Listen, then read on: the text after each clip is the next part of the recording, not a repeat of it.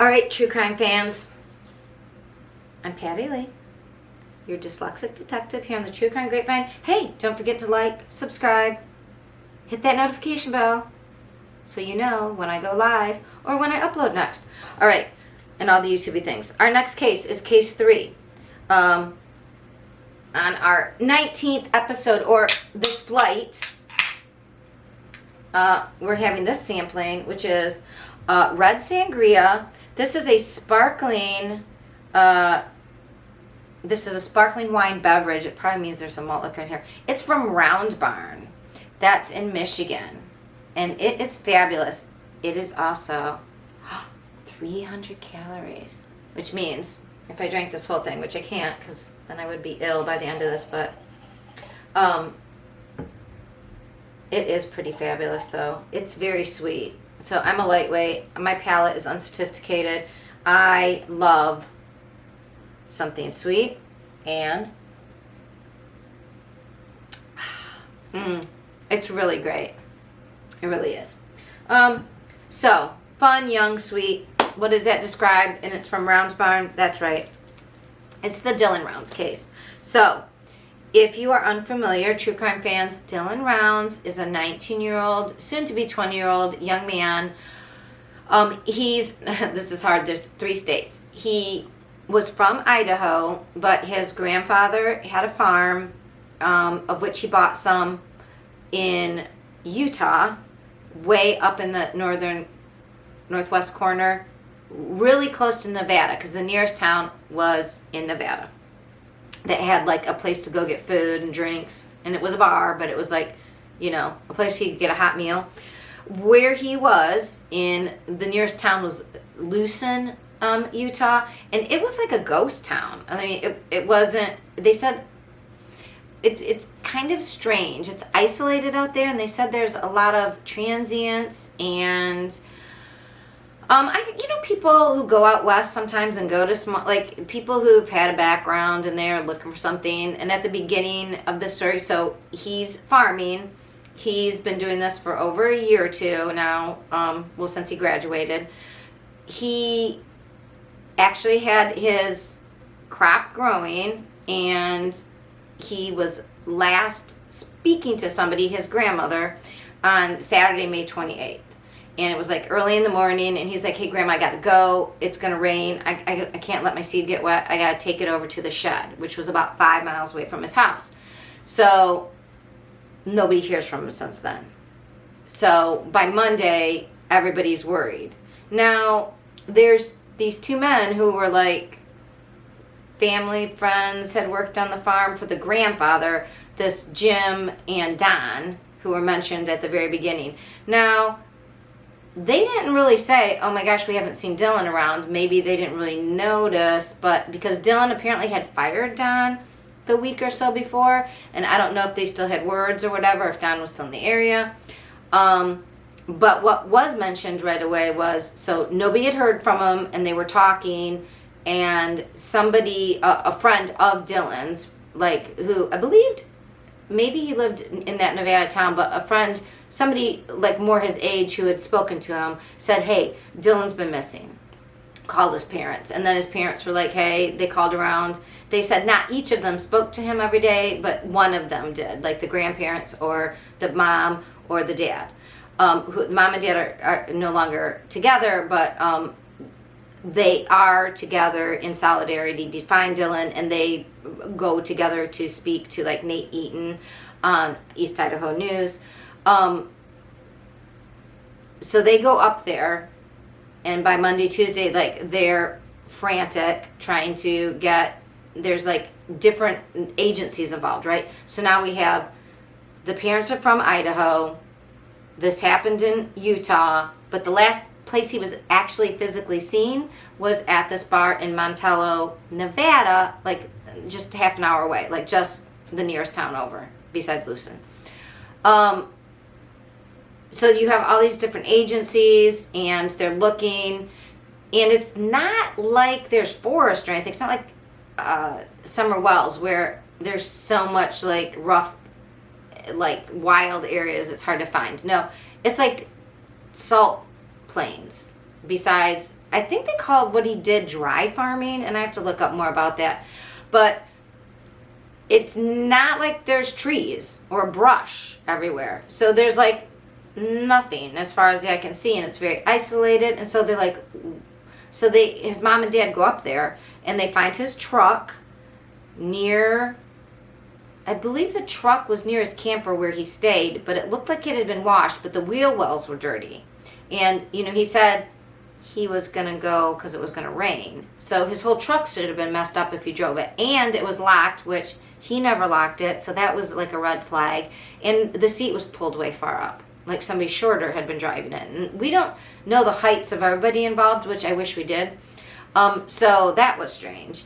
And then as they start searching, so where his grain truck was found, so it appears as if he made it to take his grain truck to the shed because it was there, but his boots were found like 500 feet from the grain truck, and he only had one pair of boots. Now, nobody has said that Dylan is on the spectrum, but his mother has described that he only wore one pair of boots until it literally had holes in it, and he only liked one kind, and he would wear them until they actually wore out, and she had like the whole string of them. And she also said she knew kind of what he'd be wearing because he only wore either like a short black t-shirt or he wore a long flannel. That was it. So, I mean, he could be very OCD, but it sounds to me like, and she also said like he wasn't super social, and he sounds to me like he might be on the spectrum. That is just my educational psychology, child development side talking. I do not know this. That is a inference. All right. So, but I believe his mom. I believe that this was a kid who was interested and like obsessed with one thing. He wanted to farm, and his grandfather sold him the land, and he went out and there farmed it. This was his second year, and he was making it work, and that's all he cared about. So somewhere that Saturday morning, he got sidetracked and someone had his boots off, and he doesn't have any other boots. And the first person his mom thought of was, okay, Dylan had told her that the week before there was a man who wanted a ride, and he told his mom he didn't give it to him, and she was thinking, oh my God, Dylan described this guy as like having bloody feet, and he was all messed up and dirty, and he wanted a ride and to use Dylan's phone, and because Dylan didn't, maybe he took Dylan's, like, did something with him, did something with his shoes to, like, you know what I mean? That's sort of a logical connection. But she finds out later, actually, the guy's name is Chase, and he did have a record. I think, like, everybody out at that, like, weird little ghost town. I mean, it seems like a place, it's like the land of misfit toys. Like, where people have nothing else to do. They go out west and find these areas because they couldn't fit into normal society, and so they gather together. I don't know. I mean, sociologically, I'm sure someone's researching it, but anyway, that's what it sounds like to me. So, I think that guy, though, actually contacted the police as well, saying, no, I did see him. We did interact. He let me use his phone. Like, he was a nice kid. That guy doesn't seem, and the mom said, I don't think, at first she thought that had to be the guy, and then when she found out her son was kind to him and did let him use the phone, she's like, well, then I don't maybe think it is him, because what beef would he have with him? I mean, other than, you know, people can be off kilter, so we have to keep that aside, right? That is a possibility. But that man is in custody for something else completely. So this week, so we don't know where Dylan is. They found his boots out by this big dirt mound, and the dirt mound was searched. And as I said in our last week 18 video, that yes, the whole area was searched. This guy named, I think his name is Heavy D. He's like the Adventures with Purpose type guy. He went out in a helicopter. They were looking. The other interesting thing is the area is a military, near some military training and research facility, and the airspace is controlled. I mean, so there's like these vagrants, I don't know, ne'er-do-wells, squatters. There's, at this ghost town, there's Dylan and other ranchers and farmers, and then the military. So it's isolated, but it's not completely without, like, you'd think the military would have some stuff, like, I don't know, surveillance. I guess the government isn't surveilling us everywhere because we don't know. But Dylan's boots did have a drop of blood. One of the things early on that the mom was upset was that she seemed, and I agree, the boots weren't set off until June 6th. They just sat somewhere. And again, this reminds me of the Chaffee County problem with Suzanne Morphew, which is if you're in a small area and you're not used to a big missing persons case or a national case, you don't probably, it's not like you're in Chicago or New York or Cleveland or Cincinnati or Indianapolis or Miami, where you do big cases, Dallas, Houston area, like that you always have like people who know what to do and they have their procedures. I mean, they're out in the middle of nowhere. Okay, we got these boots. Oh, well, he still hasn't turned up and the FBI gets involved. Let's get them off to forensics. So this last week, what our update is that a man named Jimbrenner was arrested for a guns charge. So if you've ever had a felony, you're not allowed to have weapons. So Jim previously had a felony of which nobody is talking about what his original felony was, but he had spent 31 to 33 months in jail in the recent past for having handguns after having whatever that original felony was. And he apparently gave his muzzle loader gun, so it sounds like an old-fashioned type gun or something, or a gun meant to be like an old-fashioned gun, a muzzle loader, and black powder. It sounds like war reenactment stuff. He gave that to his friend, who in these papers is just named DL. So DL had these things, and then the police raided James Brenner's place, and I think James Brenner was squatting. They said he didn't even own the trailer, and apparently it seems like it was near where the dirt mound where the boots were found. So, I mean, it would make sense why they would look there, right? If he was right there or close by within another 5 miles. They keep saying everything's 5 miles apart, so I don't exactly have my triangulation of where this is on a map, but